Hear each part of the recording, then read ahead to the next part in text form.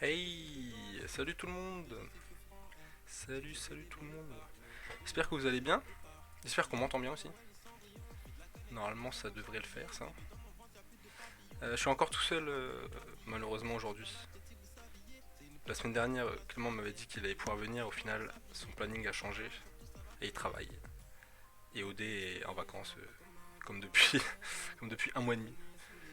Donc, je suis tout seul encore une fois ce soir. J'espère que vous allez bien. Cette belle journée pour le sport français. Pour, avec les JO, et je vais en parler, mais à l'UFC aussi. Et aussi potentiellement pour le championnat de France, enfin la Ligue 1, puisque Messi va peut-être arriver à Paris. On en parlera tout à l'heure. Mais ouais, il y a pas mal de sujets, pas mal de gros sujets de sport. Ça va parler beaucoup de sport, je pense, là, aujourd'hui. Il y a un peu de musique à la fin, parce que il y a le motif qui a recommencé une série de vidéos sur YouTube. Le motif, c'est un artiste français, top liner aussi français. Donc ouais, on va en parler à la fin du live, je pense. Mais sinon, avant ça, on va parler de l'UFC. Bon, j'avais déjà fait la preview du combat Cyril Gane contre Derek Lewis, donc je vais pas redire la même chose, je vais parler de choses différentes. On va aussi parler du coup du départ de Messi du Barça. On va parler des JO parce qu'aujourd'hui il y a eu pas mal de choses. Et donc je pense qu'on va parler de le motif. Juste que je change ça. Donc ouais, cette nuit, aux alentours de sûrement 6h30 ou 7h, enfin demain matin en fait, même plutôt. Cyril Gane va affronter Derek Lewis au main event de l'UFC 265 pour la ceinture intérimaire des champions de la catégorie poids lourd de l'UFC. Bon, j'avais expliqué dans un preview qui est sorti sur YouTube. Si jamais vous voulez voir la preview, elle est sur ma chaîne YouTube. La chaîne YouTube, elle est en dessous du live normalement. J'avais expliqué un peu pourquoi c'était une ceinture intérimaire et ce que ça représentait le combat. Là, je vais parler plus de ce qui s'est passé depuis que j'ai sorti la vidéo. Parce qu'il y a eu la conférence de presse avec forcément Cyril Gane, Derek Lewis, mais aussi José Aldo, Pedro Munoz qui sont sur la carte, Michael Chiesa et Vincent Luque qui sont sur la carte aussi. Après, j'ai oublié les autres. Et puis, il y a eu aussi la pesée et la cérémonie officielle de la pesée qui a eu quelques heures plus tard. Et bah, il y a eu pas mal de tensions entre Cyril Gane et Derek Lewis. C'est drôle parce que bon, Cyril Gane en anglais, il sait parler anglais, mais déjà son accent est vraiment très marqué. Et surtout, il fait des fautes de la langue anglaise en fait. Donc c'était assez drôle la conférence de presse. Et Derek Lewis, c'est toujours un phénomène en conférence de presse, donc forcément ça allait être drôle. Et puis il y a eu aussi la série de vidéos Embed qui montre un peu les backstage pour chaque combattant pendant la semaine de combat quoi. Et pareil, c'est cool parce que l'UFC met vraiment en avant le fait que Cyril Gane soit vraiment une personne simple, qui rigole tout le temps, qui danse tout le temps et tout. Ça se voit que bon, ils savent que évidemment il est invaincu et que potentiellement il peut faire un long règne à l'UFC, on sait jamais. Donc ils mettent vraiment en avant le fait que ce soit pas un trash talker qui va pas embrouiller les gens, mais ils essaient de jouer sur ouais, sa personnalité assez simple quoi. Et du coup dans la série de vidéos Embed, on voit à chaque fois qu'il monte des backstage de Cyril Gane, on le voit en train de rire ou de danser ou quoi. Donc en vrai ça met une belle image de lui, ça crée une belle image de lui. Je pense qu'il y a beaucoup d'Américains qui connaissaient moyennement, alors pas beaucoup parce que ces combats ont pas tant fait parler que ça, qui le découvrent avec ces vidéos là et avec la conférence de presse aussi et la pesée aussi, et qui doivent apprécier son caractère, son tempérament, parce que il n'y a pas beaucoup de combattants comme ça à l'UFC qui sont vraiment eux-mêmes tout le temps. À un moment donné, après la conférence de presse, il y a eu un face-à-face. Et Derek Lewis est vraiment allé au visage de Cyril Gane, carrément Dana White, le président, qui souvent, entre les deux combattants qui font le face-à-face, il sépare souvent les deux si jamais ils s'embrouillent. Et dans la vidéo de Embed, il dit putain, tu m'as fait peur là. Derek Lewis, parce que Derek Lewis a vraiment avancé à fond sur Cyril Gane. Et Cyril Gane, juste, bon, après il a rigolé. Et Derek Lewis a pris la ceinture que Dana White tenait, il l'a levée comme s'il était champion déjà, quoi. Et Cyril Gane, il a dansé à côté, quoi. Donc il y avait vraiment une différence de comportement entre les deux. Et après, ouais, pendant la conférence de presse, il y a eu. Bah, il y avait. Je crois, je me demande si c'est pas la première fois qu'il y a un journaliste MMA français qui pose une question pendant une conférence de presse pour un événement UFC. En tout cas, il y en avait un. Et il a posé une question à Cyril, puis à Derek Lewis. Et il a demandé à Derek Lewis qu'est-ce que ça lui ferait de perdre. Parce que c'est à Houston, l'événement, j'ai pas dit, mais c'est à Houston. Et c'est la ville de Derek Lewis. Et donc, il lui a demandé ce que ça ferait de perdre contre un Français à Houston, devant ses fans. Et Derek Lewis, il a juste dit Excuse my French, but fuck you. Alors, vraiment, Derek Lewis, il est vraiment sincère. Quoi. Il est vraiment lui-même aussi, mais c'est un caractère différent. Et le lendemain, il y a eu, enfin, le lendemain, hier du coup, il y a eu la pesée. Cyril Gane, il arrive à 140, 247 pounds, mais du coup en kilos, je sais pas ce que ça donne exactement. Ça doit être 114 peut-être, un truc comme ça, je sais pas trop. Ou non, peut-être moins en fait. 104 peut-être, je sais pas. Je sais pas. Mais en tout cas, le max c'est 265 euh, ou 266, non 265 je pense. Ouais, 265. Et Derek Lewis il arrive à 264,5 pounds. Donc il y a moyen qu'il ait cuté déjà son poids, ce qui fait normalement il cut un tout petit peu pour arriver pile sur la limite. Donc il va avoir un avantage de poids face à Cyril Gane clairement. Et ensuite il y a eu la cérémonie officielle de la pesée dans laquelle il y a de nouveau un face à face. Et encore une fois Derek Lewis il est allé, là c'était encore plus violent, il est vraiment rentré dans Cyril Gane. Là les mecs de sécurité ont séparé. Après ils ont dit ok. Et ils ont refait un face à face assez proche. Et Derek Lewis, bah, là on le voyait dans la vidéo de Embed, il monte son point, il dit en gros, il en suffit d'une quoi. Parce qu'il sait très bien que si Elgan est plus technique que lui, qu'il va plus toucher que lui sûrement, mais Derek Lewis il est connu pour avoir besoin d'un seul coup pour gagner un combat quoi. Donc il l'a redit à Cyril Gane. Et après il y a John Anik qui est du coup un des commentateurs et présentateurs UFC, qui travaille je pense pour ESPN, qui interviewe les deux, qui pose une question aux deux. Il a demandé à Derek Lewis comment il se sentait, etc. Il a juste dit, en gros, je vais le démolir. Et John Anik a fait, d'accord. Et il est parti. Alors Derek Lewis, il est assez drôle dans son genre. Donc ouais, il y a eu quand même quelques petites vidéos sur les deux. Ça me montre un peu le caractère des deux, la différence de tempérament des deux. Mais c'est cool pour Silgan qui puisse montrer sa vraie personnalité, créer son image en fait, hein, tout simplement, pour les fans américains, parce que nous évidemment on a plus l'habitude de le voir dans des vidéos, de le voir être lui-même quoi, mais les Américains c'est moins le cas, en tout cas moins que Derek Lewis, ça c'est sûr. Donc c'était quand même assez cool. Et sinon je vais faire mes pronos parce que je les avais pas fait pour la preview, mais je vais donner comme vainqueur Cyril Gane. Et j'ai pas vu beaucoup de gens le dire, ça m'a surpris, mais je dirais par soumission au troisième round. Je pense que Cyril Gane il va maintenir une bonne distance et mettre son jeu en place en striking pendant 2 rounds sans forcer la lutte ou quoi que ce soit. Et qu'à un moment donné, Derek Lewis va vouloir exploser et que Cyril Gane va pouvoir l'emmener au sol. Et je pense qu'ils ont dû travailler avec Fernand Lopez, son coach, des, des façons de commencer et de développer des soumissions au sol très rapidement, parce que Derek Lewis est connu pour réussir à se relever très rapidement. Il est vraiment très fort en termes vraiment de force pure quoi. Même Daniel Cormier, qui est un ancien champion des poids lourds et qui est maintenant présentateur et commentateur de l'UFC, a dit que, et il a combattu Derek Lewis, il avait battu Derek Lewis, il a dit que à un moment donné, il tenait Derek Lewis, donc il avait aucun espace pour vraiment armer sa frappe. Derek Lewis l'a frappé et il a senti vraiment une force incroyable quoi.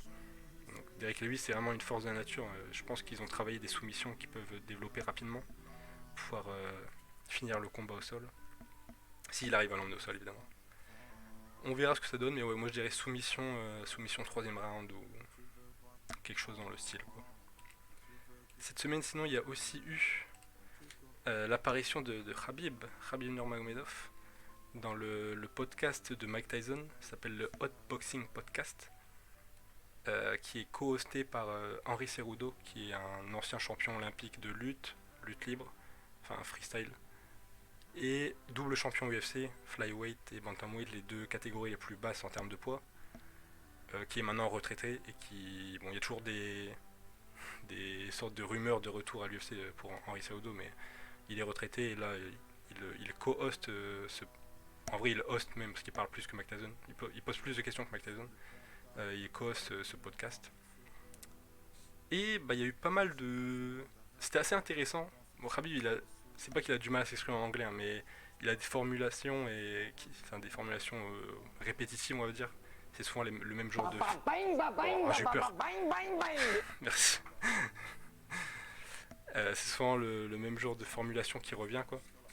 Et bah, il s'est exprimé du coup évidemment il y a des questions sur Conor McGregor, sur ses... Je dis ça sur ses récents tweets, je sais pas. Parce que là récemment Conor a encore dérapé sur Twitter. Mais en tout cas il y a des questions sur pourquoi il avait sauté dans la... pas dans la foule mais sur les gens du corner de Conor McGregor après leur combat. Et en vrai sa réponse était assez intéressante.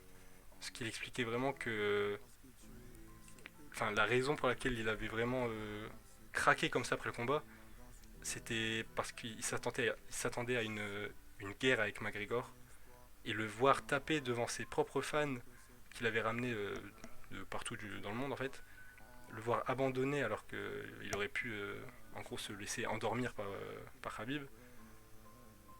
Qu'est-ce qu'il a dit McGregor? Alors sur Twitter il avait dit parce qu'après la victoire de Dustin Poirier dans leur troisième combat, Khabib avait tweeté en gros le bien euh, finira toujours par vaincre le mal, un truc comme ça.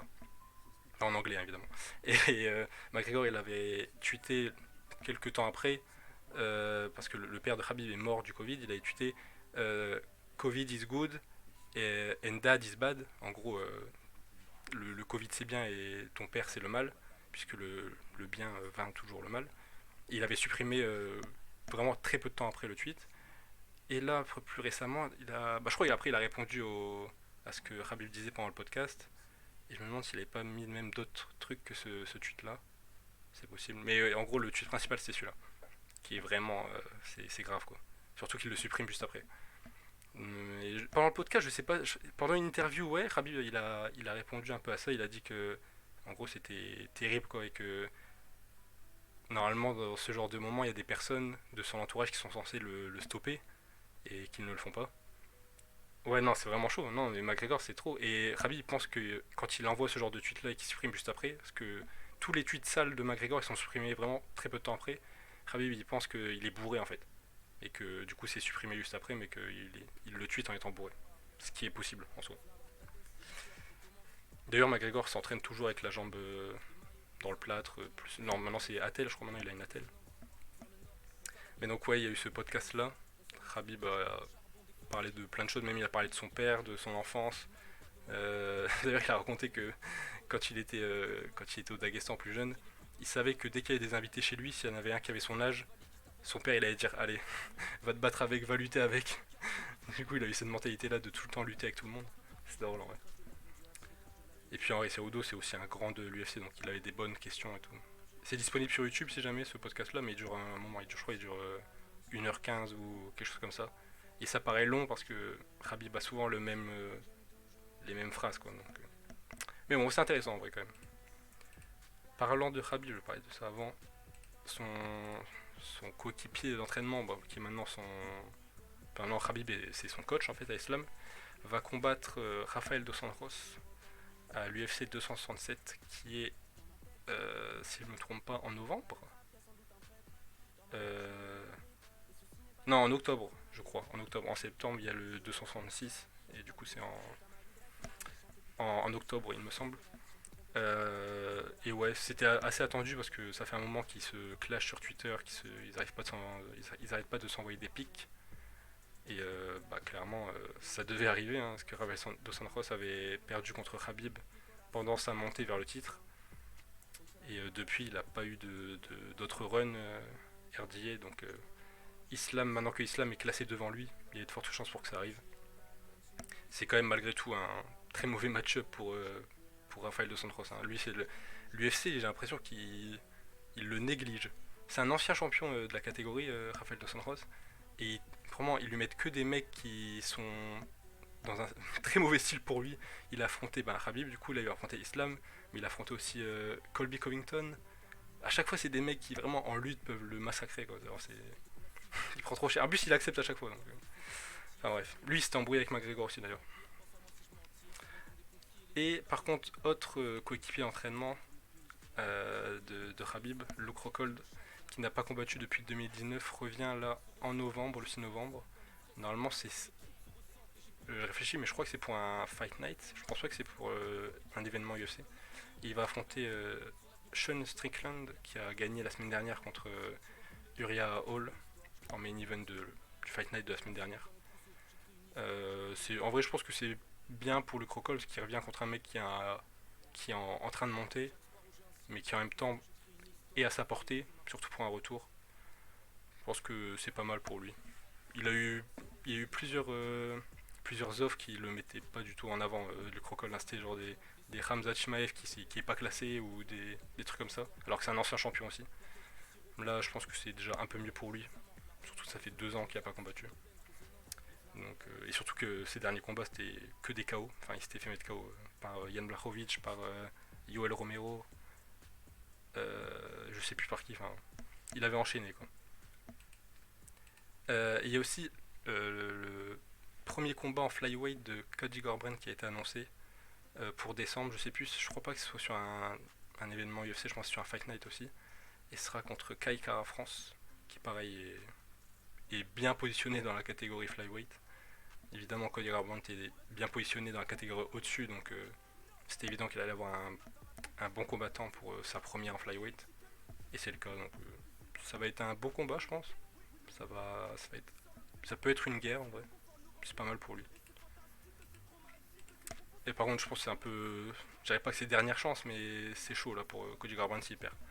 Et il y a aussi eu l'annonce de Paulo Costa contre Marvin Vettori, qui sont dans la catégorie middleweight, donc la catégorie dans laquelle Adesanya est champion. Et d'ailleurs, les deux restent sur une défaite contre Adesanya. Vettori, c'était il y a très peu de temps, c'était il y a 2 événements UFC. Si je dis pas de bêtises, il devait être au 264. Non, 263 du coup. Et Paulo Costa, depuis sa défaite contre Adesanya, il a eu des combats annoncés, mais à chaque fois il a eu des problèmes, soit blessure, soit il a eu le Covid, je crois. Donc à chaque fois c'était annulé. Il devait affronter Gastelum, il devait affronter Whittaker aussi. Ah non, il devait affronter Whittaker et non, c'est pas Gastelum, c'est Gastelum qui avait remplacé Paulo Costa justement. Il devait affronter Whittaker et je ne sais plus qui. Enfin, en tout cas, il a eu plusieurs combats annulés et donc il va revenir pour affronter Vettori. Bon, là, clairement, celui qui gagne ce combat-là se repositionne dans la course pour un title shot. Et je pense que ça peut être un sacré combat quand même, parce que les deux sont. C'est quand même des petits bagarreurs, les deux, donc ça peut être pas mal du tout. Voilà pour les infos UFC, en espérant que mon prono soit bon et que Cyril Gane devienne champion, le premier champion français de l'histoire de l'UFC cette nuit. Enfin, demain matin même. Inch'Allah. Ah, je m'enlève ça. Mesdames et messieurs, l'heure est grave. L'heure est très très grave même, je dirais. Lionel Messi quitte le FC Barcelone. Ça me brise le cœur, faut le savoir. C'est dur à vivre actuellement. L'info a été dure à avaler. Euh, la raison, pour expliquer un peu pour ceux qui n'ont pas suivi, le Barça et Lionel Messi avaient trouvé un terrain d'entente pour son contrat, puisqu'il était plus sous contrat, Lionel Messi. Donc il devait re-signer un nouveau contrat. Ils avaient trouvé un terrain d'entente au niveau du salaire, mais la masse salariale du FC Barcelone est trop élevée par rapport à la limite qu'autorise le championnat espagnol. Et donc il ne pouvait pas signer son contrat, même en baissant son salaire de. Je ne sais plus c'était combien, mais même en le baissant beaucoup, ça restait beaucoup hein, son contrat. Mais dans tous les cas, il pouvait pas signer le contrat. Donc Messi est actuellement au chômage, est actuellement agent libre. Euh, et la destination la plus probable, apparemment, ce serait le Paris Saint-Germain. C'est pour ça que je disais que ça pouvait être une bonne journée pour le championnat de France pour la Ligue 1. Messi peut potentiellement arriver au Paris Saint-Germain. Pour le Barça, bon, moi je suis supporter du Barça, je suis fan du Barça, donc ça fait mal, clairement. Mais en même temps, le Barça paye toutes ses erreurs depuis des années, que ce soit au niveau des joueurs recrutés, au niveau des salaires donnés, au niveau de fan de l'OM. Bah, du coup, t'es un peu deg s'il signe à Paris, quoi. Matteo, il doit être deg en vrai. Mais ouais, le Barça paie clairement ses erreurs, même au niveau ouais, de la présidence. Tous les choix faits, c'est. C'est limite, ça a mené vers ça, quoi. Parce qu'actuellement, il faut savoir qu'au Barça, il y a Coutinho. Je crois que le deuxième plus gros salaire du Barça, actuellement, c'est Coutinho, qui l'année dernière n'a presque pas joué. Le premier, je crois que c'est Griezmann. Et sinon, dans les 10 premiers, il y a genre Umtiti qui joue presque pas. Euh, Il y a qui d'autre? Je sais. Après, je crois qu'il doit y avoir Piqué, Alba, Busquets. Enfin, il y a beaucoup de joueurs vieillissants déjà. Et puis, même rien que le Coutinho, c'est non, c'est trop. C'est trop. C'est... Et le pire, c'est qu'il devait normalement laisser partir des joueurs ou couper des joueurs pour avoir la masse salariale suffisante pour pouvoir signer Messi. Au final, ils l'ont pas fait. Et donc, bah, il se retrouve avec Agüero qui était venu pour jouer avec Lionel Messi, puisque Messi c'est le parrain. Alors, si j'ai pas de bêtises, Messi c'est le parrain du fils d'Agüero, donc ils sont évidemment très proches. Donc Agüero était donc arrivé au Barça pour jouer avec Messi notamment. Depay a signé. Bon, évidemment, tous les joueurs qui signent au Barça, il y a une petite volonté de jouer avec Messi. Depay signe et je crois qu'il a baissé son salaire en plus. Il y a un truc comme ça, je crois qu'il a baissé son salaire pour Messi. Au final, c'est quand même pas possible. Ils peuvent quand même pas signer Messi. Bon, en tant que en tant que fan du Barça, je peux dire que on reste une équipe au moins potable. Non, mais en vrai, il y a quand même du beau monde au Barça et il y a des très bons jeunes. Pedri, il fait une saison, une année même entière, qui est folle. Que ce soit avec le Barça ou avec l'Espagne, il fait un euro monstrueux. Il a même fait les JO d'ailleurs. Il allé en finale, mais il a perdu contre le Brésil aujourd'hui. Ou hier, je sais plus. Il y a Ansu Fati qui est censé revenir de blessure. Il s'était fait opérer. Il y a Dembélé qui est actuellement blessé, mais qui a fait une de ses meilleures saisons la saison passée avec le Barça. Donc, bon, il y a De Jong aussi, évidemment. Bon, Depay, c'est une bonne signature en soi. Agüero, je sais pas ce que ça va donner. Payet au Barça. Mon pronostic, Payet au Barça, un avis. Je pense que nous sommes dans un monde footballistique où tout est possible. Ce pronostic n'est pas fou. Non, mais ouais, là c'est dur, hein. Le moment où on va voir Messi avec le maillot, voilà, ça a de fortes chances pour que ce soit Paris. Ça va faire bizarre, je pense, hein. Ça va faire très bizarre. Messi, c'est vraiment le joueur qui était censé rester dans son club toute la vie, ou au pire, à partir dans un club argentin en fin de carrière. Au final, bon, déjà l'année dernière c'était un peu chaud. Ils peuvent être tous bons, mais sincèrement, sur Messi, c'est autre chose. Bah, ouais, c'est ça le problème, ouais. C'est que, ouais, Messi, il pouvait créer un lien entre tout le monde, en fait. Et il pouvait permettre à tout le monde d'être à leur meilleur niveau. Là, ça va être un peu compliqué. Très compliqué, même si on prend en compte le fait que la défense du Barça est une réelle passoire.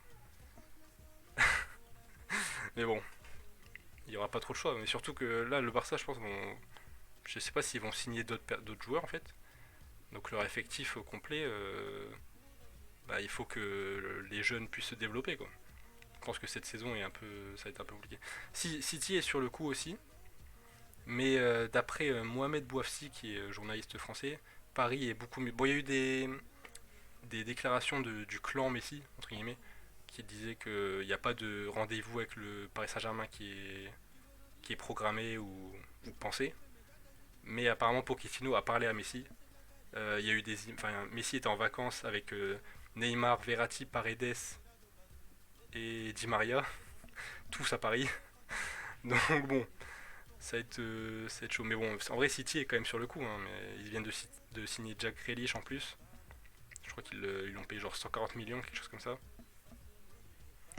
Et il a pris le numéro 10 en plus. Donc bon, je pense que Paris est quand même vraiment bien positionné sur le dossier de Lionel Messi.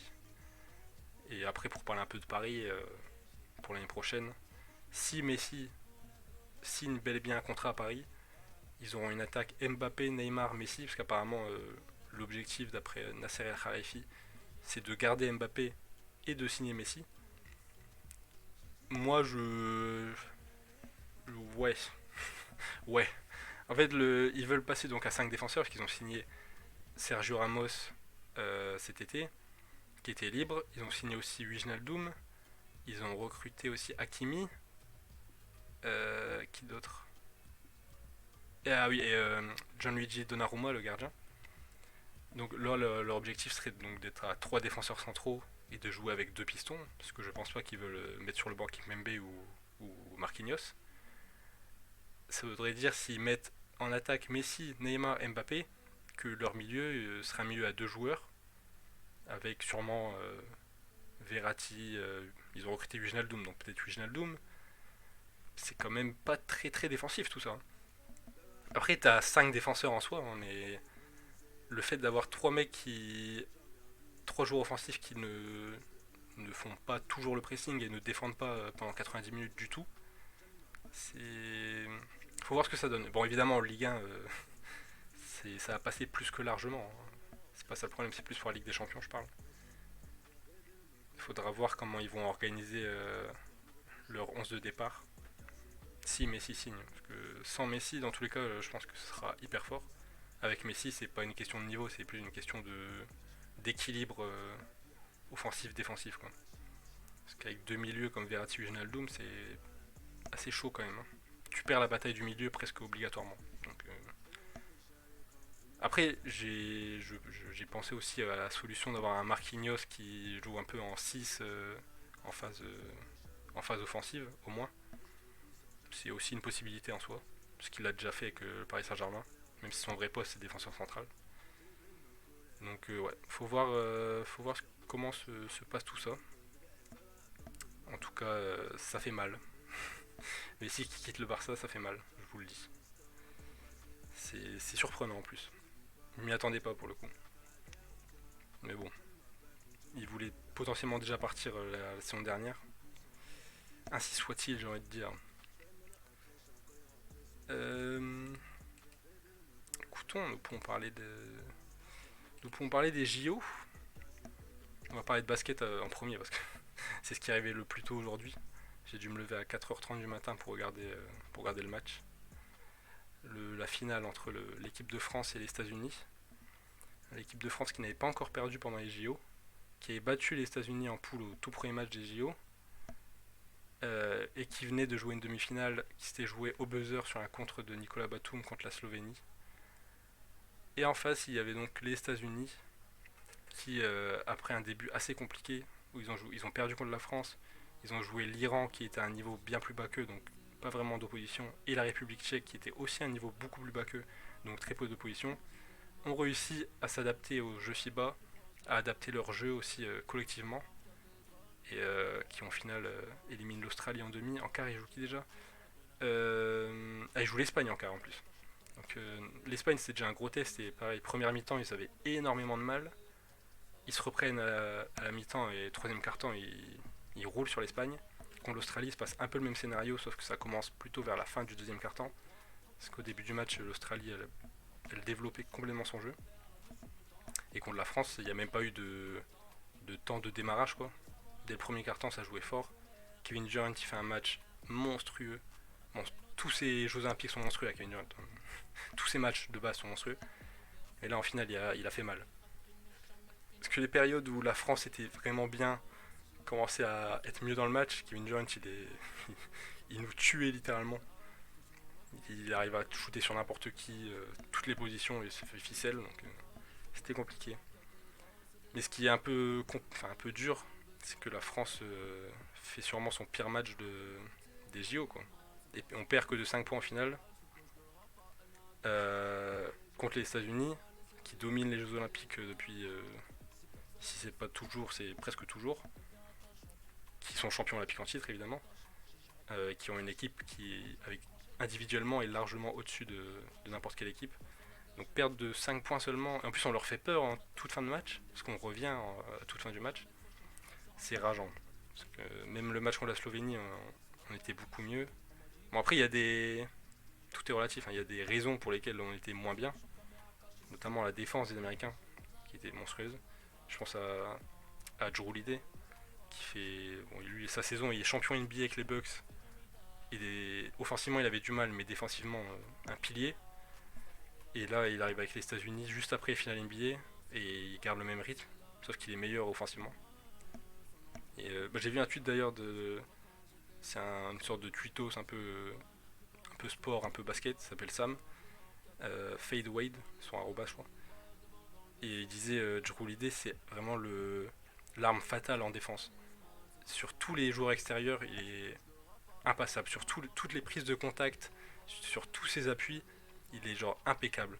Et là, il nous a fait trop mal parce que Thomas Hurtel, enfin Nando De Colo déjà, n'apporte pas comme il aurait dû apporter du tout. Evan Fournier n'apporte pas comme il aurait dû apporter du tout. Evan Fournier qui était quand même le meilleur scoreur de l'équipe de France. Thomas Hurtel en sortie de banc. Et bon, c'est dur à dire, mais c'était presque un poids limite de l'avoir sur le terrain, tellement il se faisait manger. Que ce soit offensivement ou défensivement, c'était pareil. Il n'y a que Franck Nikina qui. Vincent Collet a fait les ajustements, mais qui, d'après moi, aurait dû être directement en backup de Nando De Colo, en sortie de banc, qui fait le taf. Je pense que bon, il est un peu plus habitué à ce genre de défense-là individuelle, en NBA sûrement. Et puis surtout, par rapport à Thomas Hurtel, il a un dribble plus calme, plus posé, je pense. Il est plus long aussi, il a une plus longue allonge. Et bon, il n'avait pas de réels soucis à avoir une pression de Jrue Holiday ou de qui que ce soit d'autre. Et au final, il fait une très bonne entrée, il fait un très bon passage, Franck Nikina. Il nous a fait du bien. Comme il avait fait du bien d'ailleurs en 2019 à la Coupe du Monde, c'est des joueurs qui fait le plus gros match pour éliminer les États-Unis en quart. Mais ouais, sinon dans l'ensemble, les États-Unis font un très très gros match, hein. On leur a fait mal malgré tout à l'intérieur parce qu'ils n'ont pas de vrai. À part Bam Adebayo, ils n'ont pas de poste 5 les États-Unis. Et Bam Adebayo est un petit poste 5.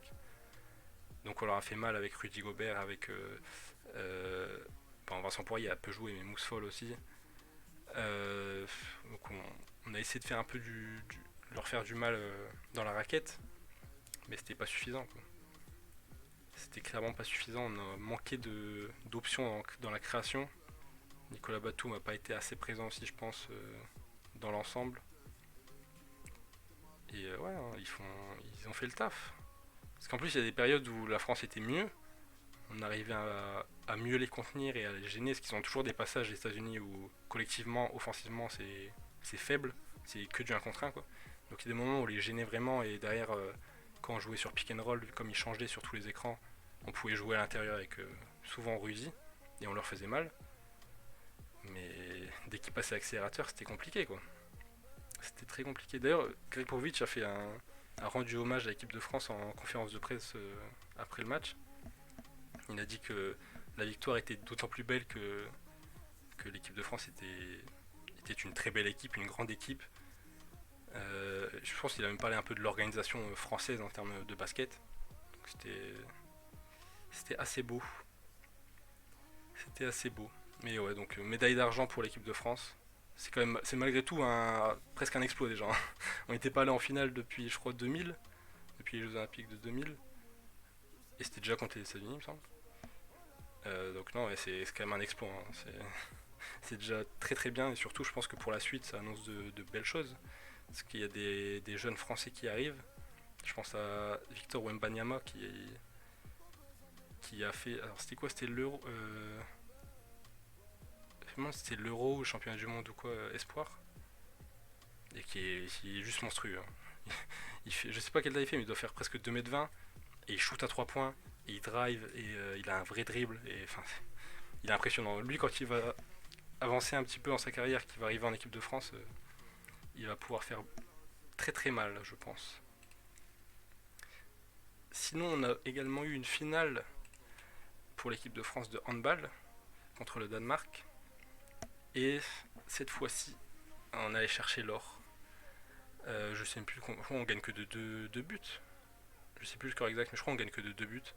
J'ai regardé, je zappais entre ça et le volley, je vais en parler juste après, mais c'était un beau match. Bon, on s'est fait peur, clairement, parce qu'à la mi-temps on est à plus 5, et je pense que même vers la fin on est genre à plus 5, plus 6, et ils reviennent à égalité. Je sais même pas s'ils passent devant, je sais plus. Peut-être qu'ils passent devant même.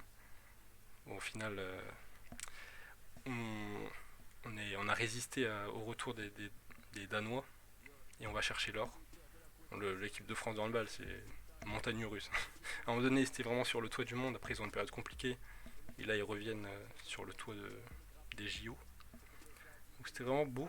Et il y a eu également la finale de l'équipe de France de volley contre les Russes. Et on s'est fait peur aussi, en finale. On menait 2-7-0.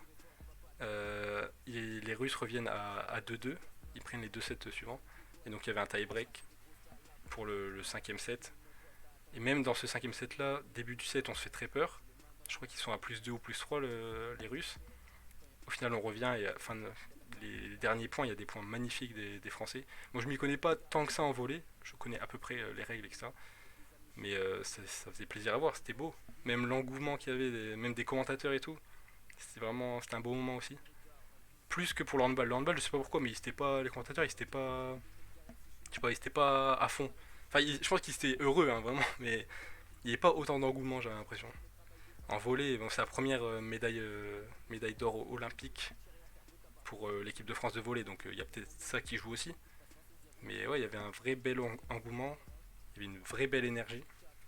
Et ça fait plaisir à voir. Au final, on prend médaille d'argent en basket hommes, médaille de bronze en basket chez les femmes, médaille d'or en hand chez les hommes, médaille d'or en volley chez les hommes.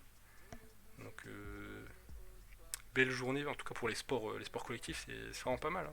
Bien qu'en foot ou bon, tant pis quoi. Ouais, le match c'était incroyable, hein.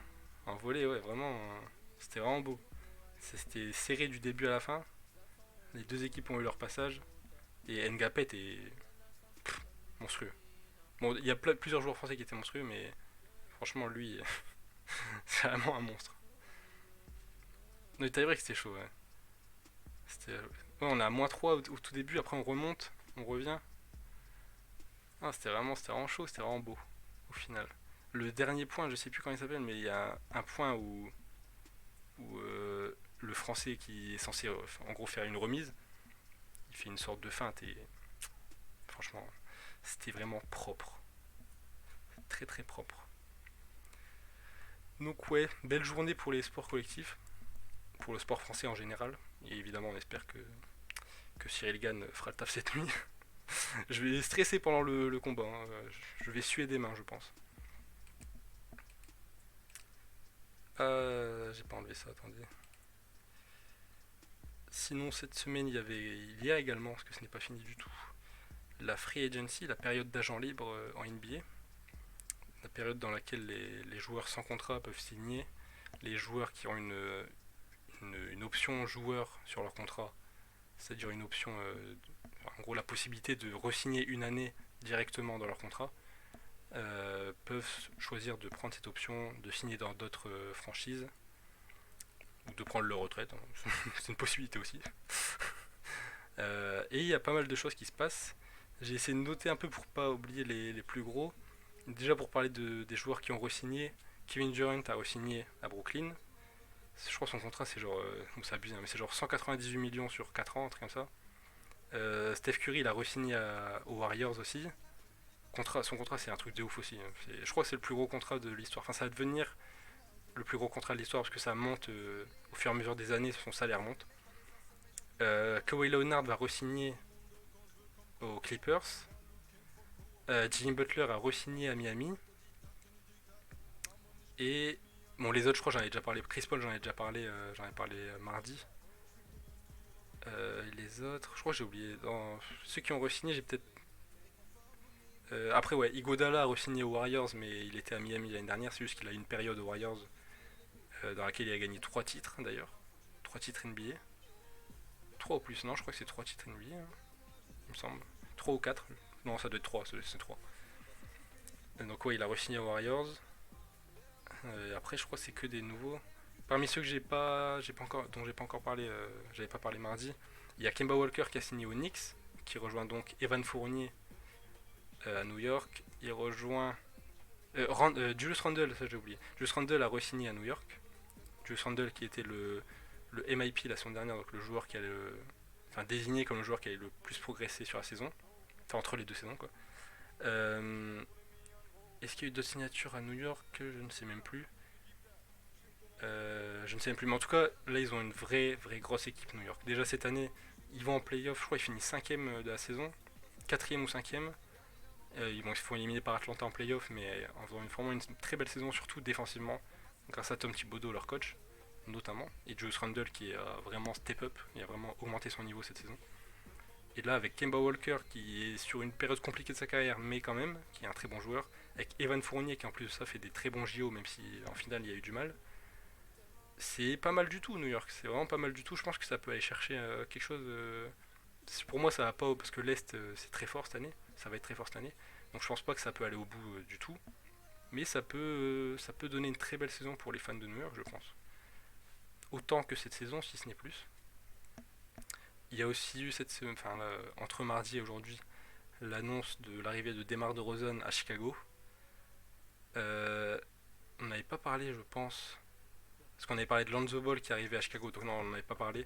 Mais ouais, Chicago qui signe donc Lonzo Ball, ils ont Zach Lavine qui est champion olympique, DeMar DeRozan, ils ont réussi à garder Lauri Markkanen, qui est un des jeunes joueurs des Bulls qu'ils ont drafté, et qui ont réussi à avoir l'année dernière, ils ont tradé pour avoir Nikola Vucevic qui vient d'Orlando, comme Evan Fournier venait d'Orlando avant d'arriver à Boston, puis de signer à New York. Donc ils vont se retrouver tous les deux. Ils vont se retrouver, je dirais, Demar DeRozan va vous retrouver Nikola Vucevic. Et ben, les Bulls, au final, font une des meilleures off-season qu'ils ont fait depuis très longtemps. Parce que là, ils ont construit une équipe assez complète. Bon, le duo Zach Lavine, Demar DeRozan, il faut voir comment ça marche, que c'est censé être un peu le même poste. Pas le même style exactement de joueur, mais en tout cas, dans l'importance du ballon dans leurs mains, c'est assez similaire. Donc, il faut voir comment ça s'organise, surtout que niveau coaching, ça va être un peu compliqué. Faut voir. Mais en tout cas, sur le papier, leur équipe est très bien construite, avec un vrai meneur de jeu vraiment, dans le sens premier du terme, des scoreurs sur les ailes, du monde à l'intérieur et de la taille à l'intérieur, du physique à l'intérieur. Donc les Bulls, vraiment pas mal du tout. Après, ils ont donné beaucoup d'argent à Lonzo Ball quand même. Ça, c'est. Pour moi, c'était assez abusé. Je crois qu'il prend 85 millions sur 3 ans, un truc comme ça. C'est pour le coup trop. Mais bon, au moins, ils ont une belle équipe bien construite pour aller en playoff. S'ils vont pas en playoff, c'est une saison ratée, je pense. Pour les Lakers, euh, Carmelo Anthony a signé. Il y a eu trop de trucs pour les Lakers. Carmelo Anthony a signé. Il rejoint donc son ami de toujours, LeBron James. Trevor Ariza a signé aussi. Kendrick Nunn, qui vient de Miami, a signé aux Lakers. Malik Monk a signé également aux Lakers. Et Talen Horton Tucker a re-signé. Il était déjà aux Lakers, il a re-signé, il a renouvelé son contrat. J'en ai peut-être oublié parce qu'ils ont vraiment signé beaucoup de monde. Et là, actuellement, depuis ces signatures, les Lakers, leur groupe me va plus que quand j'avais parlé du transfert de Russell Westbrook. Je comprends un peu mieux le move de Russell Westbrook, même si pour moi, leur équipe était quand même mieux construite l'année dernière sans Russell Westbrook. Parce qu'au niveau du partage du ballon, au niveau des rôles, au niveau du spacing, c'est-à-dire de la traduction de espacement en gros, en gros c'est juste parce que ils avaient plus de shooters à 3 points et LeBron on sait que il aime bien créer pour ressortir pour des shooters à 3 points. Donc au niveau du spacing c'était quand même mieux l'année dernière. Mais là ils ont recruté à la fois des vétérans qui peuvent scorer et qui peuvent apporter à 3 points et des jeunes joueurs qui peuvent créer beaucoup avec la balle en main et qui peuvent shooter aussi à côté de ça. Je pense à Malik Monk qui peut shooter. Il faut voir ce que ça donne, qu'il est encore en train de se développer, mais il peut le faire. Il peut avoir un vrai rôle important et surtout on sait que les Browns souvent il augmente le rendement de ses coéquipiers. Évidemment Carmelo Anthony, il a fait sa meilleure saison l'année dernière je crois en pourcentage à 3 points. Donc il va pouvoir apporter dans ce domaine-là, il sera sûrement sorti de banc. Donc ça peut faire du bien même en jeu posé au poste, en 1 contre 1 quoi. Trevor Ariza, on sait que des deux côtés du terrain c'est toujours fort. Et Kendrick Nunn, la saison dernière à Miami c'était plus compliqué que sa première saison. Mais malgré tout, ça reste un jeune joueur qui est très athlétique, très rapide, qui peut apporter aussi en sortie de banc et dans la création. Donc c'est pas mal du tout. Iguodala, j'ai dit, comme je vous l'ai dit, il a signé aux Warriors. Le Heat, après avoir signé Kyle Lowry et PJ Tucker, ils ont aussi signé Markieff Morris. Très bonne pioche aussi pour le Heat. Bon, ils ont une équipe de mecs qui peuvent se battre, hein. Il n'y a que des mecs qui sont énervés.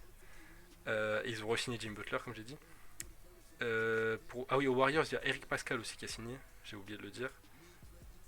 Enfin, il a pas signé, ils ont tradé pour pouvoir avoir Eric Pascal. Ils ont fait un transfert, quoi. Euh, non, qu'est-ce que je dis? Je dis Warriors.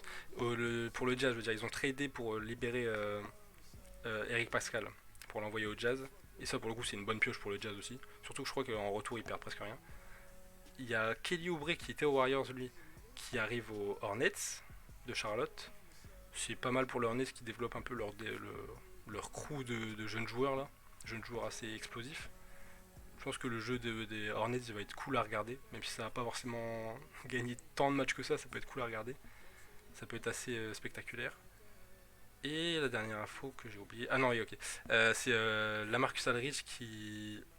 Je crois qu'il a eu en gros des rendez-vous médicaux. Et bon, il avait pris sa retraite l'année dernière parce qu'il avait des problèmes cardiaques. Et qui c'était donc dangereux de jouer, donc il a pris sa retraite directement.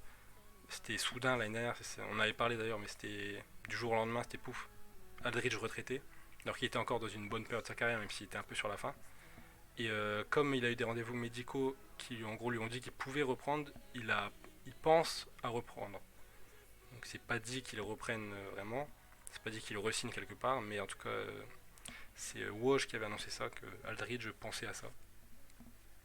Donc ça c'est que des possibilités quoi, il n'y a rien de concret. Voilà pour la free agency, il s'est passé beaucoup de choses. La saison prochaine ça va être assez fou, il y a plein d'équipes qui soit ont re-signé les joueurs qu'il fallait re-signer, soit ont rajouté des pièces à leur puzzle. Donc c'est pas mal du tout, ça va être très compétitif l'année prochaine. Surtout qu'il y aura. Bon, il y a eu les JO, mais l'off-season était plus long. Donc ouais, ça peut être pas mal du tout. On peut finir en parlant de Le Motif, qui a repris la série vidéo qu'il avait fait l'année dernière, un son par jour pendant un mois. Il a commencé ça il y a 3 jours ou 4, enfin je crois qu'aujourd'hui c'est le quatrième jour, il y aura le quatrième son aujourd'hui. Ouais, je crois que le même quatrième son est sorti là pendant le live. Euh, il avait fait ça l'année dernière pour un peu lancer son projet première partie, vous voyez la cover là. Il a sorti après une réédition de première partie de luxe, avec des sons, un son par jour, qui avait été demandé par les fans. Et là, cette saison-là, cette année-là, il refait ce projet-là pendant un mois, et il va sortir un projet normalement avec les sons qui auront le plus de réactions en gros sur YouTube, le plus de vues, de likes, etc. Euh, et pour le coup, les premiers sons sont très très bons. Le premier, j'aime moyen, mais le deuxième qui est la recommandation de la semaine, je vais le mettre à la fin du live. Il y aura peut-être Ohio, ouais, peut-être, ouais. Il y a de fortes chances, parce que l'année dernière, il avait fait ça surtout quand il était plus fatigué, qu'il avait envie de moins faire lui-même, quoi. Donc il y a de fortes chances pour qu'il y ait encore Ohio, ouais. Il y aura des feats, ça c'est sûr. Et Ohio, peut-être, hein. Je pense que les gens vont le harceler pour qu'il ramène Ohio, donc il va devoir le faire, dans tous les cas. Mais ouais, le deuxième son, j'aime beaucoup, et je vais le mettre à la fin du live. Troisième son, j'aime énormément aussi. Il est sorti hier. Et non, et là, il a pris une direction un peu plus. Disons que c'est plus ordonné. On voit que ça a été plus préparé que l'année dernière où il avait fait ça un peu plus sur un coup de tête, entre guillemets. Là, c'est plus préparé. Il y a plus de séquences pas scénarisées, mais presque. Donc, non, ouais, franchement, c'est cool. Et puis, en vrai, il y a toujours ce côté où il montre, à part dans la première vidéo, où il montre comment il fait le son avec la top line, l'écriture, ce qui lui passe par la tête pendant qu'il écrit. Donc, non, c'est très cool à regarder. Je vous conseille ça. Il y aura sûrement, l'année dernière, c'est dans cette série de vidéos là qu'il y a eu le son My Love avec Easily qui a percé entre guillemets, qui a très très bien marché en tout cas sur les plateformes et sur les réseaux sociaux. Donc voilà, je vous conseille cette petite série de vidéos. Ouais, j'avais mis les sorties rap de la semaine, mais c'est pas une sortie, hein, c'est juste un projet comme ça. Voilà. Donc la recommandation musicale de la semaine, je vais la mettre après, mais c'est le deuxième son qui s'appelle Tragédie, la deuxième vidéo de cette série là pendant un mois. que j'aime beaucoup. Voilà, bah je pense qu'on a fait on a fait le tour. Je ne pense pas avoir oublié de choses, normalement. J'allais voir ce qu'il y a potentiellement une pub, parce que du coup je la mets sur YouTube, le son.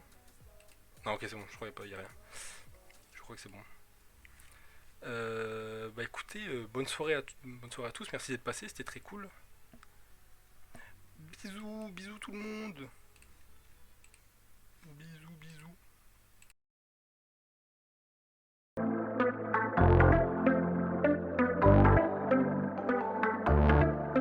Le compte est ravi, l'assassin m'arrive, des achats rapides. Je scroll, je navigue, les vieux rendent mimi, la bitch est câline. La goffe dans le parking, les gosses dans le privé, consomme sans se priver. Je fais plus les vitrines, Amazon primé, la poste est briefée.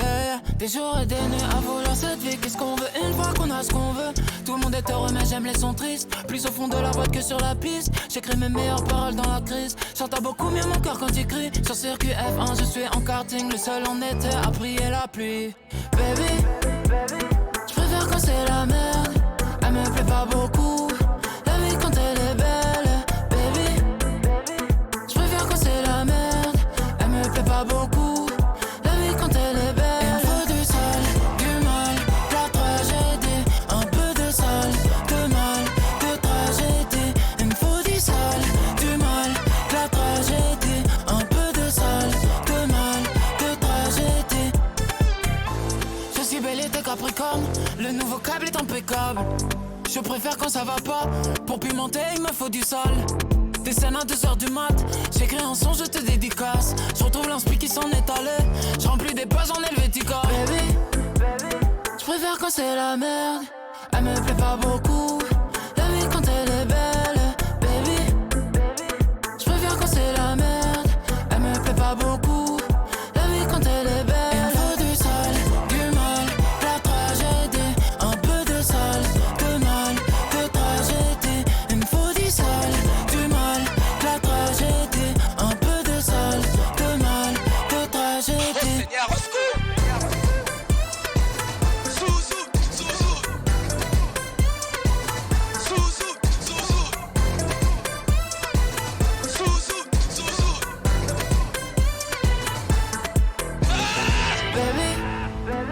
Je préfère quand c'est la merde, elle me plaît pas beaucoup. La vie quand elle est belle, baby. Je préfère quand c'est la merde, elle me plaît pas beaucoup. La vie quand elle est belle. Aïe aïe.